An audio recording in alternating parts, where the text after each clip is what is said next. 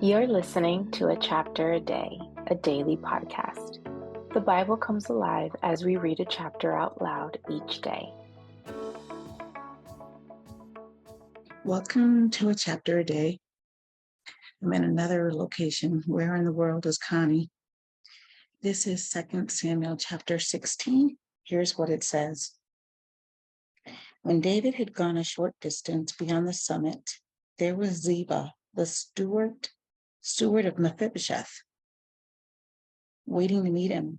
He had a string of donkeys saddled and loaded with 200 loaves of bread, 100 cakes of raisins, 100 cakes of figs, and a skin of wine. The king asked Ziba, "Why have you brought these?" Ziba answered, "The donkeys are for the king's household to ride on. The bread and fruit are for the men to eat, and the wine is to refresh those who become exhausted in the desert."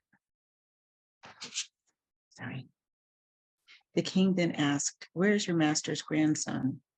Ziba said to him, "He is staying in Jerusalem because he thinks today the house of Israel will give me back my grandfather's kingdom." Then the king said to Ziba, "All that belonged to Mephibosheth is now yours." "I humbly bow," Ziba said. "May I find favor in your eyes, my lord the king." As King David approached Bahurim, a man from the same clan as Saul's family came out from there. His name was Shimei, son of Gera, and he cursed as he came out. He pelted David and all the king's officials with stones, though all the troops and the special guard were on David's right and left. As he cursed, Shimei said, get out, you man of blood, you scoundrel. The Lord has repaid you for all the blood you shed in the household of Saul, in whose place you have reigned. The Lord has handed the kingdom over to your son Absalom. You have come to ruin because you are a man of blood." Then Abishai, son of Zeruiah, said to the king, "Why should this dead dog curse my lord the king? Let me go over and cut off his head." But the king said, "What do you and I have in common, you sons of Zeruiah? If he is cursing because the Lord said to him, 'Curse David,' who can ask, 'Why do you do this?'" David then said to Abishai and all his officials, "My son, who is of my own flesh, is trying to take my life. How much more then this Benjamite? Leave him alone, let him curse, for the Lord has told him to. It may be that the Lord will see my distress and repay me with good for the cursing I am receiving today." So David and his men continued along the road, while Shimei was going along the hillside opposite him, cursing as he went and throwing stones at him and showering him with dirt. The king and all the people with him arrived at their destination exhausted, and there he refreshed himself. Meanwhile, Absalom and all the men of Israel came to Jerusalem, and Ahithophel was with him.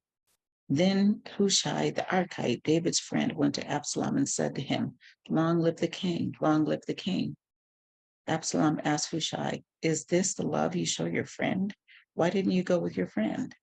Hushai said to Absalom, "No, the one chosen by the Lord, by these people, and by all the men of Israel, his I will be, and I will remain with him.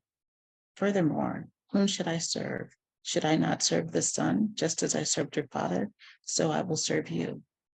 Absalom said to Ahithophel, "Give us your advice. What should we do?" Ahithophel answered, "Fly with your father's concubines, whom he left to take care of the palace. Then all Israel will hear that you have made yourself a stench in your father's nostrils, and the hands of everyone with you will be strengthened." So they pitched a tent for Absalom on the roof, and he lay with his father's concubines in the sight of all Israel. Now, in those days, the advice Ahithophel gave was like that of one who inquires of God. That was how both David and Absalom regarded all of Ahithophel's advice.